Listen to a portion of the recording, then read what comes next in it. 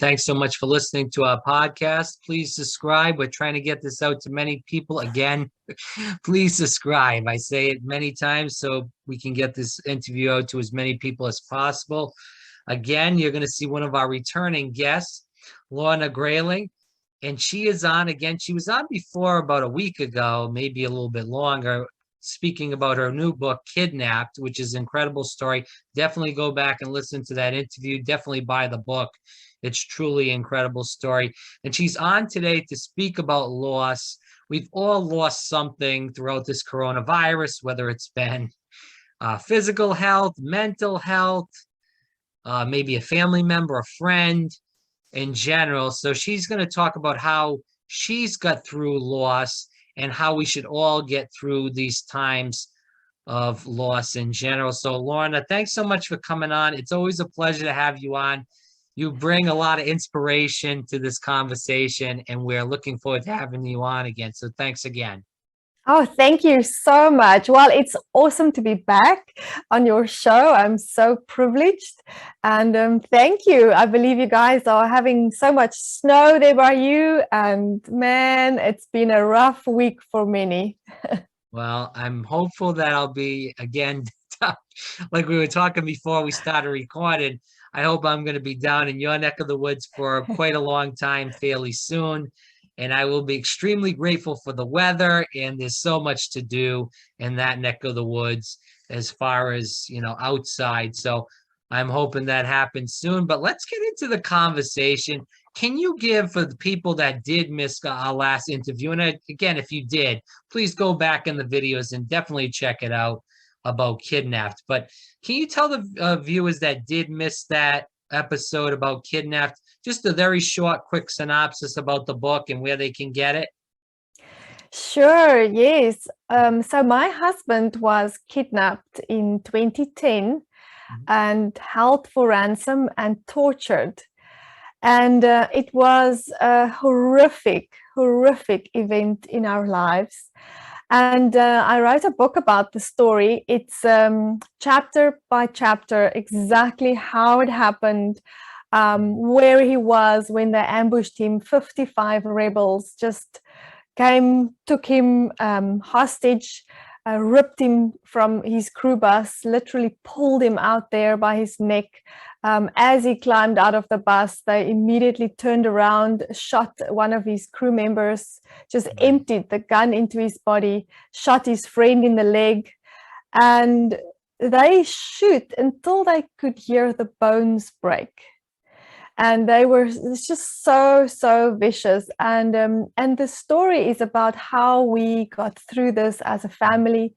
At the time, I'm a mother. I had 3 small children. They were small at that time. I had businesses to run. I had so many things. I had to negotiate with these rebels for my husband's life while he would be screaming in agony. I had to listen to him literally sounding like he's going to die any second over the phone. And just to, how someone can get through very difficult times. So that is the reason for writing the book.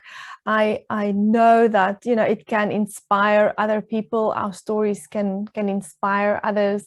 And that's important because when we go through tests in life, if we can change it into a testimony, that leaves a legacy of hope. And that is something that no money can buy. It can never be taken away. It can impact thousands and generations after we've already been gone. It can impact our kids, our grandkids. Hope is something so powerful. So I encourage people out there, if you have a story, write it down, get it out there and let it become your testimony and not just a bad memory of something terrible that's happened. So it's part of a great healing process. So when you moved to Florida from South Africa, you didn't have anything. You lost everything, basically. and you came there with, just basically the clothes on your back. Can you talk about that experience and how it kind of changed you? And you've talked about this in the last interview. You have so much faith in God and faith that everything will be all right, where a lot of people don't have that in their lives. So just talk about that journey and that experience with just the clothes on your back, from all the way from South Africa to Florida, and how you've learned from that experience, hope, and, Yes. Wow. I think of it now, and sometimes it sounds so easy when it's put into words, like, we've lost everything and now we're in America making it work, and reaching quite a few wonderful, successful goals. But losing everything in the practical sense of it is a horrific event. I don't know, for me, it was definitely one of the worst times in my life, losing everything. I was very successful. I owned, it was actually the biggest wellness center, day spa and aesthetic clinic in Melville. It's an area in Johannesburg in South Africa. And I built it up from the ground, from nothing. And it was a very big, very successful business that I spent my entire life, 25 years, building it and working at it. So when you put everything you have into something and it becomes so successful and you lose it, it literally feels like it's the end of the world. And it's the end it was the end of my world as I knew it. It's not the end of the world because after that, there's a whole nother world out there. But it certainly doesn't feel like it at the time. At the time, it really was extremely overwhelming for me. Seeing everything that I've worked so hard for, that I've sweat blood for, blood, sweat, and tears, all my money, all 25 years of hours and hours of work gone, in an instant. And not because of something I did wrong. It was just, a lot of circumstances. It was COVID in South Africa, and we were in a very, very hard lockdown.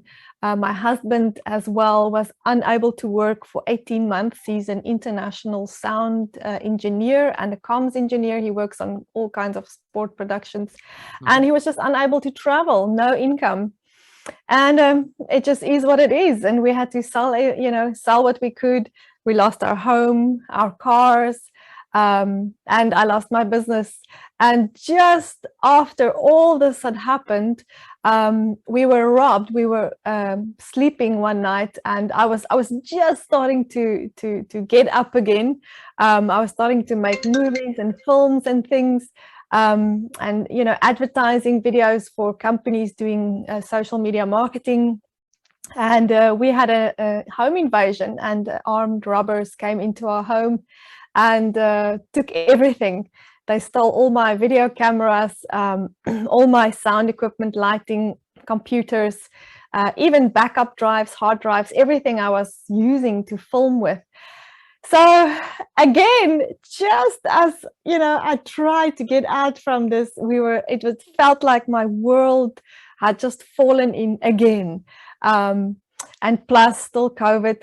So I can totally relate to people, who really feel like there's nothing left. I remember sitting on my bed one morning thinking, I can't understand why any of this is happening to me. Like you say, I live in faith. I trust in God. I think I'm a good person, a good Christian. I try to do things right. But yet life just seems to hit me all the time. And even my friends at the time said to me, Lorna, it's like you're Job. We see like Job in the Bible, just the one thing after the next hit him. And but we also, believe that things will turn around. And Job was better off afterwards than he ever was before, but he went through a very, very hard time, the story of Job in the Bible. But that didn't really make me feel better at all, because I was like, well, I don't want to be Job. I want to be someone else. I don't want this heartache and difficulty, and it makes no sense. But what I can say, what got me through those very, very tough times, was I realized that your feelings, what I felt like and what life sometimes feel like, is not the truth. And that is a powerful discovery, because the one day it can feel like the world is coming to an end, everything is going wrong, nothing is right. And then the next day, something wonderful can happen, and you feel like you have hope again. So something that worked for me was not to trust my feelings, because feelings can be very misleading, and feelings are circumstantial. If I tell you now that you've won the lottery, even if it's the worst day of your life, you'll feel fantastic. It's like, what? You'll feel like your life can go on, there's hope.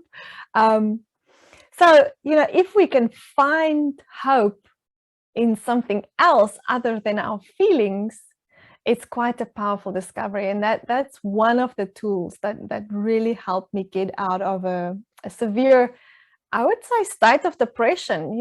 When you've lost everything, there's very little anybody can say to make it better. As we end, Lorna, what do you hope people can learn from this interview? Or take away, I guess we should say. Yeah, I just, that there's hope. Yeah. Even though it feels like the end of the world for someone today. I mean, maybe they've gotten bad news or something just horrendous has happened in their life, and it literally feels like the end of the world. I can honestly just say that it's not the end.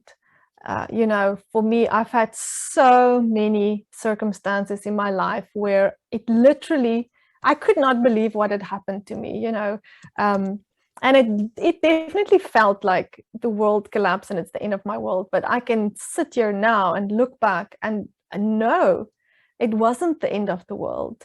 And by choosing to forgive people in my life, by choosing to have hope in the future, by choosing, like, living by choices and not so much allowing feelings to just rule my life, that truth has lifted me out. It's helped me to conquer so much and have so much joy, even when storms come.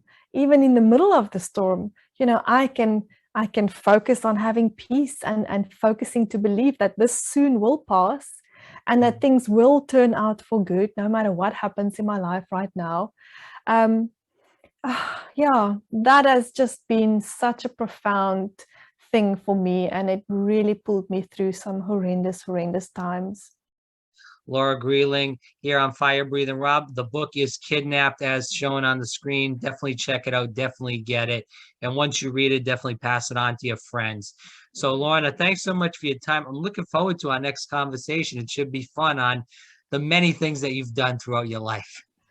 Thank you. Thank you so much. I'm absolutely looking forward to it. And it's just such an honor for me to be here. Okay.